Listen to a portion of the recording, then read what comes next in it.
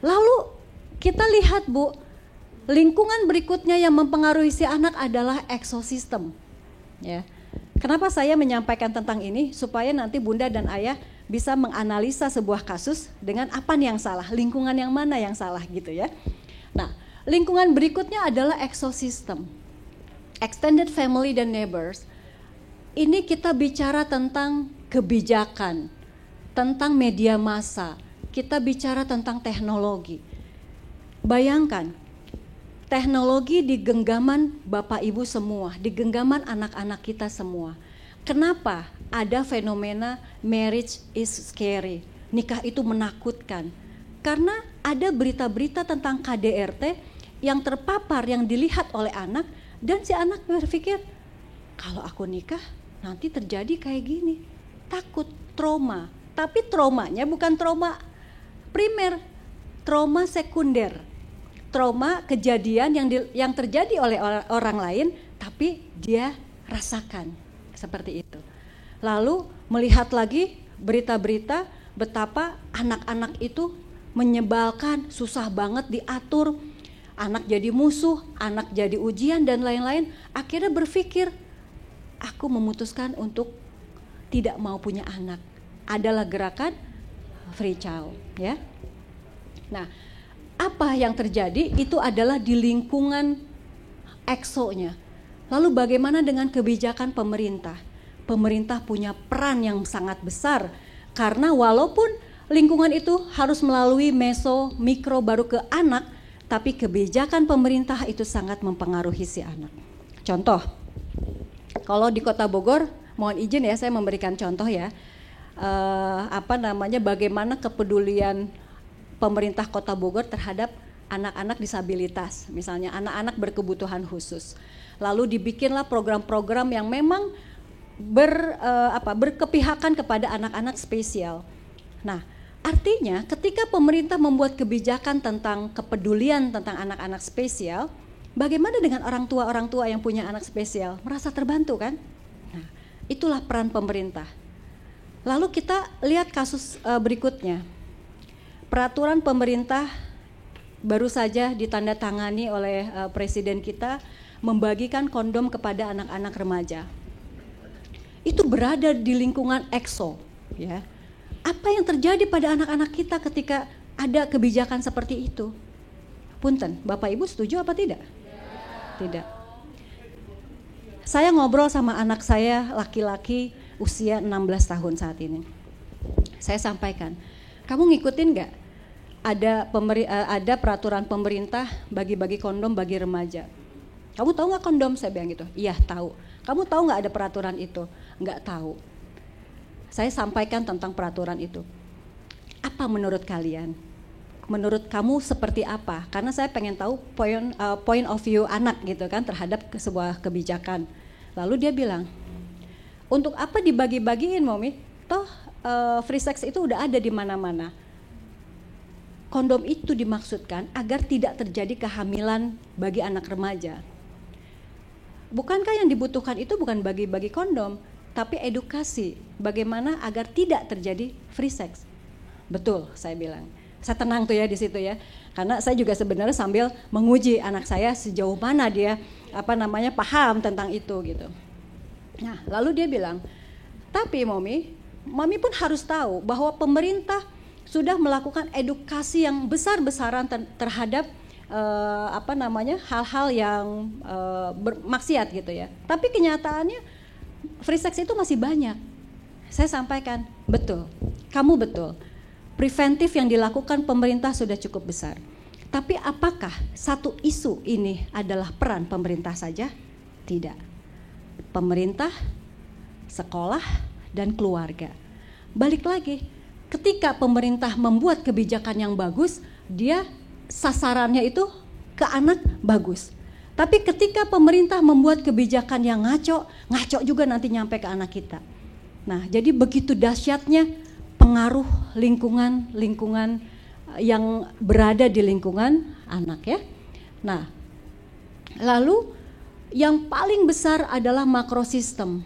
Itu kita bicara kultur, bicara attitude, ideologi. Kita bicara misalnya ketika ada di sebuah ruangan atau bukan ruangan ya, sebuah negara yang memang keinginan untuk terus belajar itu besar. Kita bicara Kampung Maghfirah lah ya. Ketika kita sama-sama nih ke Kampung Maghfirah, suasana di sana seperti apa, giat belajar seperti apa, belajar Al-Qur'annya seperti apa, kita kan pasti terpengaruh ya. Nah, itu adalah lingkungan makro yang besar yang berkaitan dengan ideologi, dengan kultur. Jadi anak kita berada di kultur yang mana itu akan sangat mempengaruhi. Dan yang paling luar adalah krono, lingkungan krono. Krono ada nggak di sini? Ya, krono itu apa ya? Antar waktu. Jadi peristiwa-peristiwa yang seringkali dadakan terjadi atau tidak diantisipasi sebelumnya. Misalnya terjadinya pandemi 19 ya, waktu beberapa tahun yang lalu. Apakah kita tahu bahwa pandemi itu akan terjadi? Nggak tahu, tapi tiba-tiba terjadi. Nah, kalau yang lingkungan terkecilnya aja nggak siap, kacau itu. Tapi kalau misalnya keluarganya memang sudah kuat, pihak sekolah juga memandang permasalahan itu adalah sebuah kejadian yang harus kita antisipasi bersama-sama. Lalu bagaimana dengan tetangga-tetangga, lingkungan dan lain-lain, itu anak selamat. Tapi kalau enggak, tidak selamat, gitu ya. Nah, jadi sekali lagi teori ekologi ini menyampaikan kepada kita semua bahwa seorang individu itu dipengaruhi oleh lingkungan-lingkungan yang berlapis. Penguatan yang paling dekat adalah keluarga. Seperti apa kita di dalam keluarga, itulah yang bisa mencetak anak-anak kita.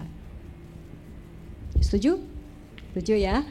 Nah, kita bisa lihat misalnya sebelum kita masuk lagi ke slide berikutnya, tadi kasus yang tadi saya tayangkan. Coba yuk kita sama-sama analisis.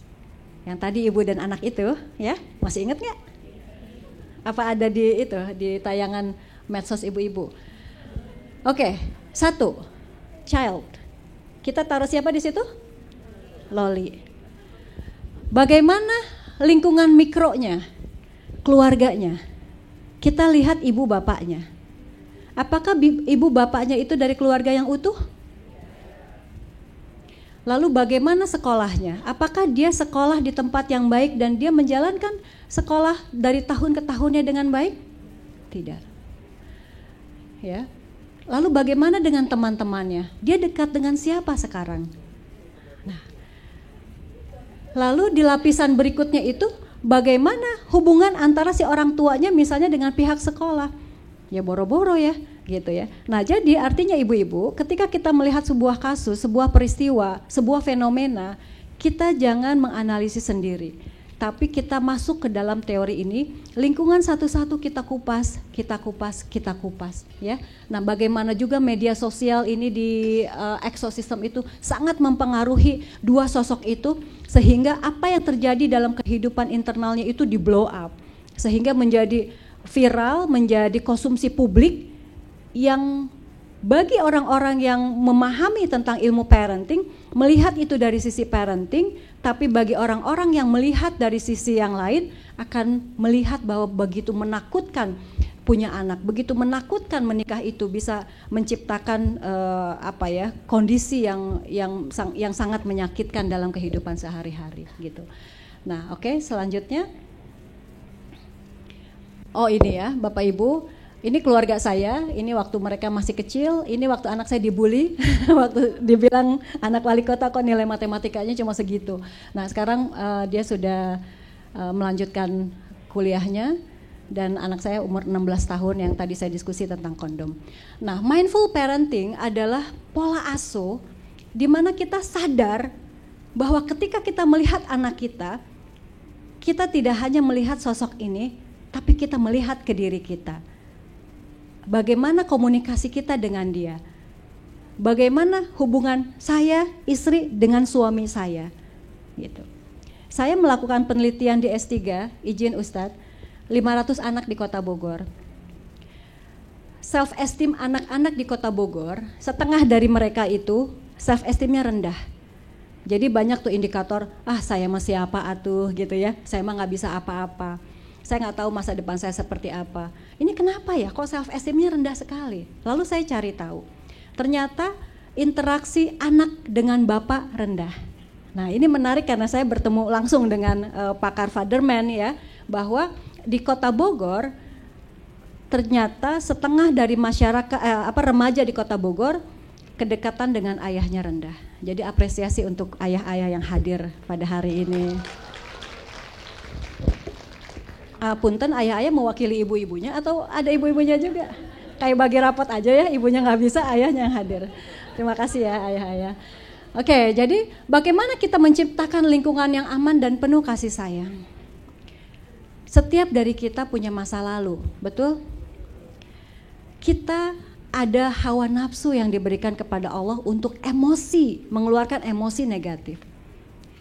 Anak kita ini adalah titipan Allah yang tahap demi tahapnya itu luar biasa, harus kita dampingin. Ngujinya luar biasa kan Bu, ya nggak? Ya. Nah, pengennya marah apa pengennya diem?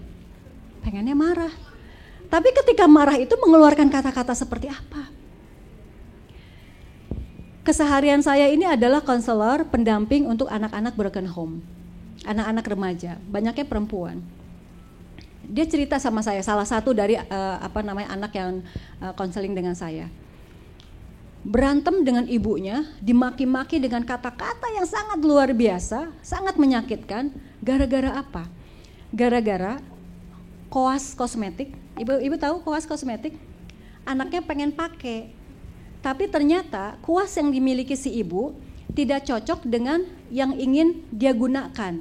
Jadi yang si ibu punyanya bulat, yang dia inginkan butuhkan itu adalah runcing, karena sudutnya itu mungkin untuk mata atau apa. Jadi digunting sama tuh si anak koasnya. Dan ibunya marahnya luar biasa, karena bapak-bapak harus tahu koas makeup itu mahal. Yang bagus.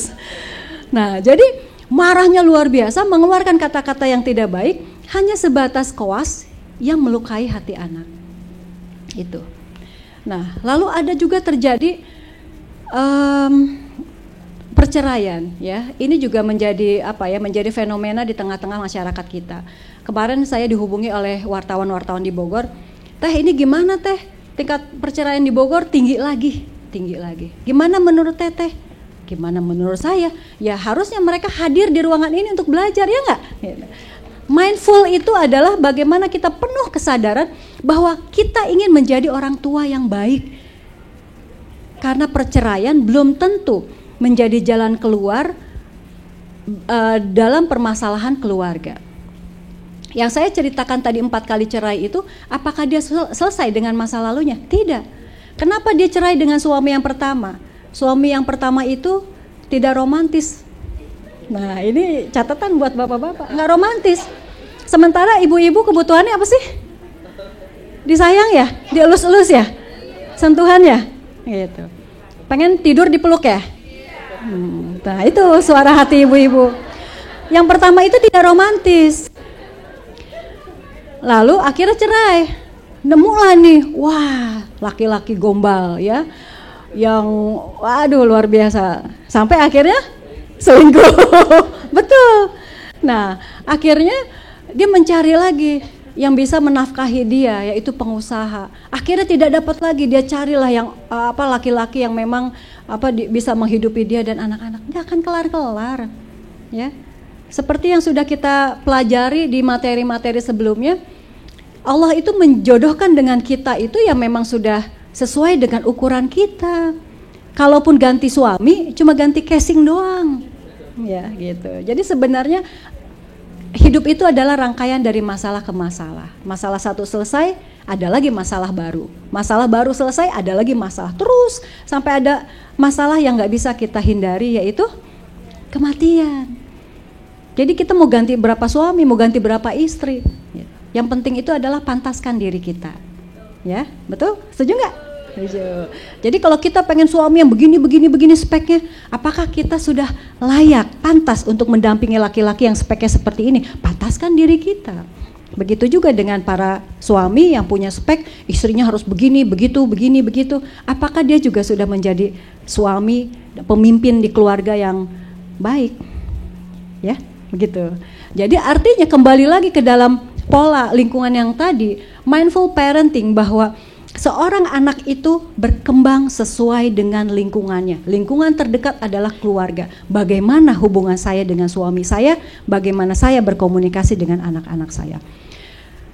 Yang terakhir, anak yang saya terapi adalah anak yang memang terjadi kekerasan rumah tangga di dalam kehidupannya. Dari umur 3 tahun dia melihat bapak ibunya itu sering bertengkar, dan kalau bertengkar itu ibunya dipukulin dan diinjek-injek kepalanya. Nah, sekarang dia sudah ketika dia usia SMP, ibunya meninggal. Nah, cerai dulu dengan suaminya, ibunya meninggal. Nah, lalu dapat kabar bahwa suaminya itu melakukan pembunuhan atau pokoknya kriminal, akhirnya dipenjara. Si anak ini tinggal sama neneknya, ya. Kebetulan masih keluarga sama kami. Jadi saya terapi anak ini sampai akhirnya dia menemukan laki-laki yang jadi suaminya. Sekarang udah punya anak. Nah, keywords yang saya sampaikan adalah putus rantai, ya. Jadi setiap saya edukasi ada kata-kata putus rantai ya nak, putus rantai ya nak, putus rantai. Kenapa? Karena jangan sampai pengalaman buruk dia itu terjadi lagi kepada anaknya. Dia emosi, nanti dia marah dan lain-lain. Jadi putus rantai, putus rantai. Nah, neneknya mengatakan bahwa ibu kamu sudah meninggal, bapak kamu pun sudah meninggal. Jadi kamu tinggal dengan saya, nenek kamu. Udah dicekokin seperti itu Bapak Ibu. Jadi putus rantai, apa yang kamu alami pada saat kecil sudah putus rantai dan sekarang hidup dengan kami. Tapi dalam jangka waktu lama harus diterapi terus. Kemarin ada orang ketemu dengan saya, ternyata dia keluarga dari si suaminya, dari bapaknya nih si anak. Dia ingin ketemu. Waduh, saya bilang ini masalah lagi gitu ya, padahal dia sudah dianggap sudah tidak ada dan sudah meninggal. Nah, artinya permasalahan ini terus bergulir seperti itu. Tapi di dalam teori kami juga disampaikan, suami istri yang bertengkar terus di depan anaknya, ketika mereka berpisah akhirnya bercerai, itu adalah solusi yang baik untuk anaknya. Anaknya tidak trauma, anaknya tidak menjadi broken home. Karena dia melihat ibu bapaknya berantem terus, kalaupun mereka bercerai itu yang terbaik. Yang membuat anak jadi broken home adalah ketika dia merasa disayang sama bapaknya, disayang sama ibunya, tiba-tiba mereka berpisah. Nah, itu ternyata menyakitkan buat anak yang akhirnya dia tidak siap dan akhirnya jadi broken home. Jadi kembali lagi Bapak Ibu menanamkan kasih sayang kepada anak-anak kita. Lalu gimana Bu Yana berkaitan dengan Gen Z?